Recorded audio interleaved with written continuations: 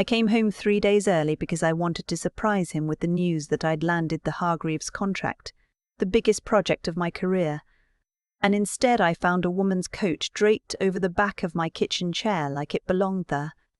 Not hidden, not tucked away, just hanging there, camel-coloured wool. A Reese label I recognised because I'd looked at the same coat at Holt Renfrew the previous October and decided it was too expensive. For a few seconds I stood completely still in my own hallway, rolling suitcase still in my hand, snow melting off my boots onto the hardwood. The house smelled like someone else's perfume and the remnants of a dinner I hadn't cooked. There was a wine glass on the coffee table, one glass, not two, which somehow made it worse, and the throw blanket from our bed was bunched up on the couch. My husband was still upstairs. I could hear the shower running.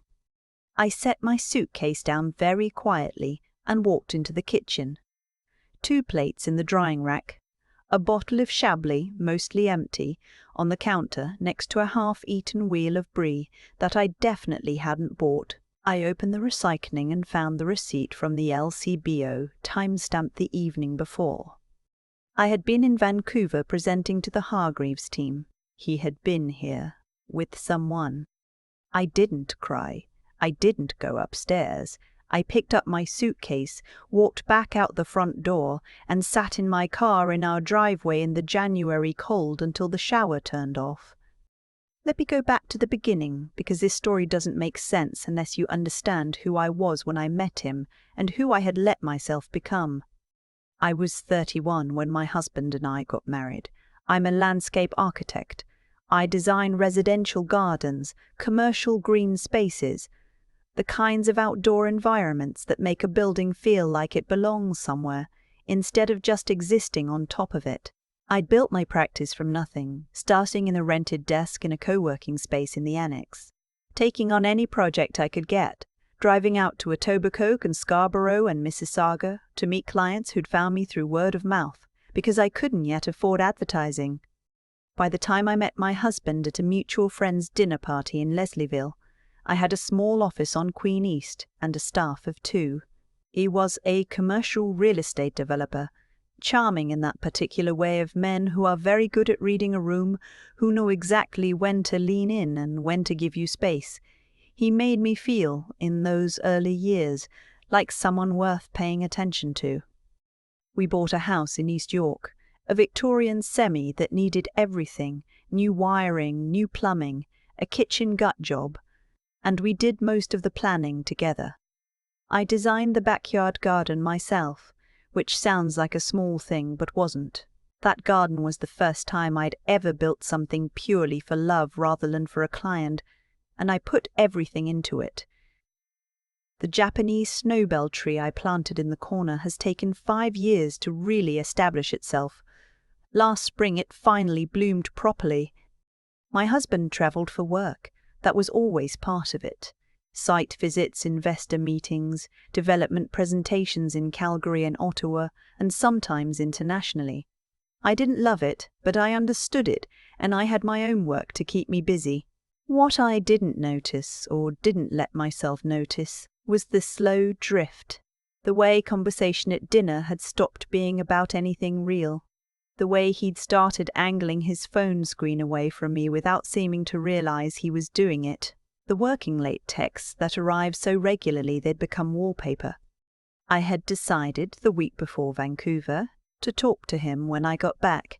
Not an accusation, just a conversation. Something was wrong between us, and I wanted to name it before it got worse. I had been carrying that decision around like a stone in my coat pocket, heavy but manageable.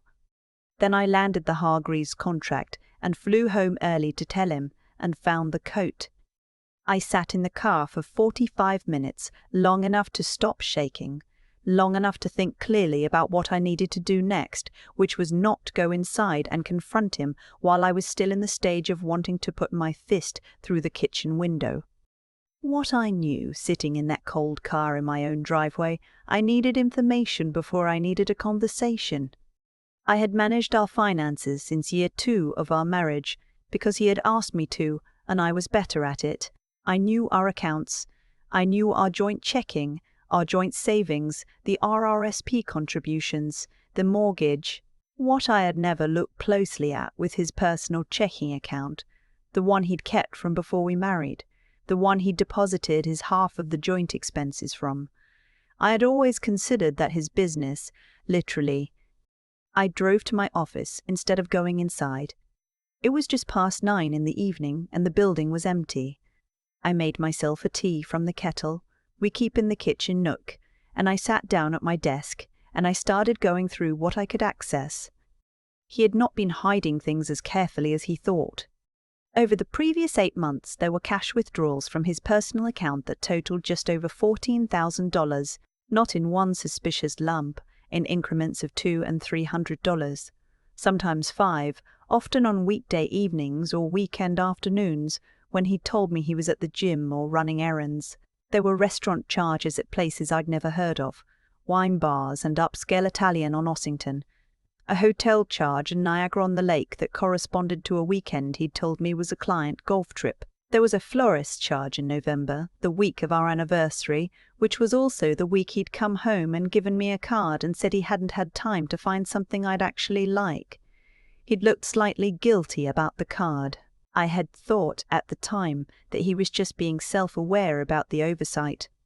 I sat with this information for a long time. The tea went cold. I thought about who I needed to call and in what order.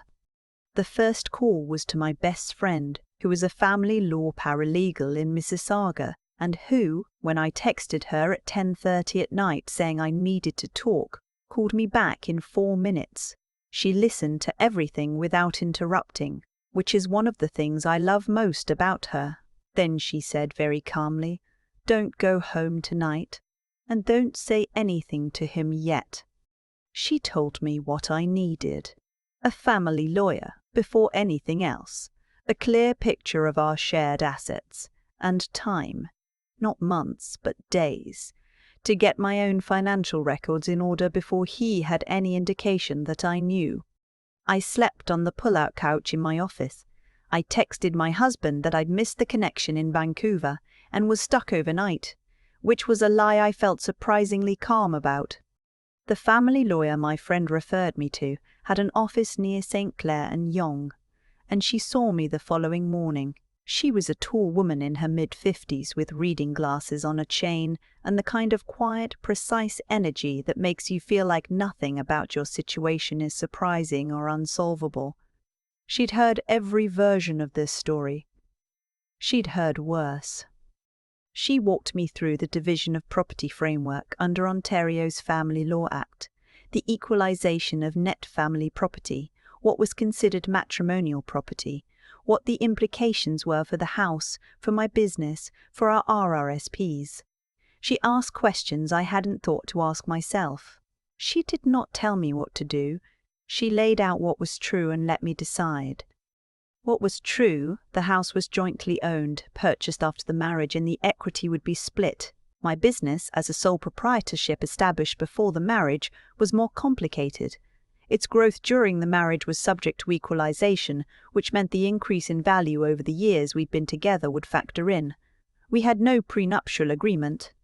What was also true, the $14,000 in cash withdrawals, the hotel, the restaurant charges, none of that was legally relevant to property division in Ontario.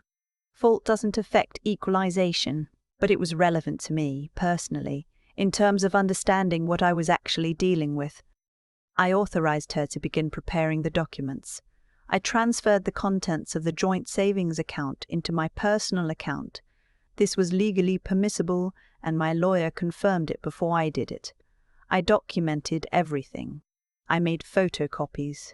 I organized files on my laptop with the kind of focused precision I usually reserve for major project submissions. I did not contact my husband. I texted normally. Flight rebooked, home tomorrow. Then, the next day, train was delayed, staying one more night, all good. He responded with hearts and a thumbs up and did not ask a single question. That told me something. I had 3 full days before he came home from what he'd described as a Thursday site visit in Hamilton. In those 3 days, I changed the locks. I hired a locksmith who came while I knew he was out, a fact I confirmed by driving past his office. I set up a new personal bank account at a different institution. I had my half of the joint direct deposits redirected, and I made sure every financial record I needed was saved and backed up.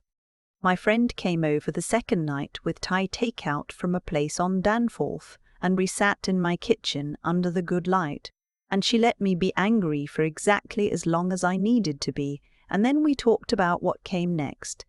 She is the kind of person who does not offer false comfort. She said, "This is going to be hard for a while, and then it's going to be okay." I believed her. What I didn't know yet was who she was, the woman with the coat. I found out, not through dramatic investigation, but through the kind of small collision that life arranges with complete indifference to narrative tidiness. I was at the Loblaws on Danforth the following week. I had gone back to our house to collect some things and was picking up groceries on the way back to my temporary rental, a friend's spare room in the Beaches. And I saw her at the deli counter. I recognized her because my husband had introduced us 8 or 9 months ago at a development industry fundraiser at the Fairmont. She was a project coordinator at one of his firm's partner companies. Mid-30s, well put together, laughed easily at things he said. I had spent maybe 15 minutes in her orbit and had not thought about her since. She was ordering sliced Black Forest ham, and for a moment we made direct eye contact, and I watched her face do the thing where a person realizes what they're seeing and cannot quite decide how to arrange their expression. I gave her nothing. I picked up the item I'd come for and walked to a different aisle, and I felt something settle in my chest that I can only describe as clarity. Not anger. I was past the sharp edge of that. Something colder. Confirmation. The process, once in motion, moved faster than I expected. My lawyer was thorough and quick. The documents were prepared. A petition for divorce filed under the Ontario Divorce Act on the grounds of marriage breakdown, along with a formal notice of equalization claim. My husband had not, as far as I could tell, retained a lawyer of his own yet. He had spent the 2 weeks since I'd changed the locks sending texts that escalated from confused to hurt, too. Eventually, a long voice message in which he cried and said he'd made a terrible mistake and wanted to talk. I listened to the voice message once. I noted clinically that he never actually said what the terrible mistake was. He said, "I know I hurt you," without specifying the mechanism, which told me he still wasn't sure exactly what I knew and was hedging. That was useful information for my lawyer. I did not respond to the voice message. The service happened at his office. My lawyer arranged a process server, a formal, legal, entirely unremarkable procedural step, but the timing was something I had, with quiet precision, ensured. His firm's annual spring investor dinner was that evening, a function I knew about because it had been on our shared calendar for months. He would be in the office all day preparing. There would be colleagues present when the documents arrived. There would be no ability to pretend in that moment that everything was fine. I was not there when it happened. I had no interest in watching. What I had was a text from my friend, who had a contact at the firm that said simply, "Done." I was sitting in a window seat at a coffee shop on Broadview when that text arrived, with a cappuccino I'd barely touched and a project brief I was trying to review for a new client, a residential development near the Humber River. A wetland remediation and native planting design that was exactly the kind of work I'd been wanting to do for years. Outside, the street was wet with the particular thin spring rain that arrives in Toronto in April and makes the city look freshly rinsed. A streetcar went past, and its windows glowed amber. I put my phone face down on the table, and I looked out at the street, and I felt, for the first time in months, like I could breathe fully. The Hargreaves contract had come through formally that same week, the Vancouver clients who'd originally prompted my early return, the project that had started all of this. It was the largest residential commission of my career, a lakeside property in Muskoka, a full landscape design from concept to installation, The client, an older woman who'd built her own engineering consultancy from the ground up and had strong opinions about native species, had specifically requested me after seeing my work at a commercial project in Oakville. She'd said during our final meeting that she wanted a garden that looked like it had always belonged there. I had spent the flight home from Vancouver sketching ideas in my notebook, ideas I hadn't yet had space to return to. I pulled the notebook out now and looked at the sketches. Wild columbine along the north face where the shade was heaviest. A naturalized meadow section on the upper slope. The client had mentioned wanting somewhere to sit and watch the light come off the water in the mornings, so I'd roughed in a stone terrace at the eastern edge, sheltered but open. I picked up my pencil. There was something I needed to say to myself, if no one else, about the version of me who had walked into that house 3 months ago and stood in the hallway holding a suitcase, staring at a camel-colored coat draped over her kitchen chair. That woman had believed underneath everything that the ground was solid, that the story she'd been living was the one actually happening. The ground had not been solid, that was true.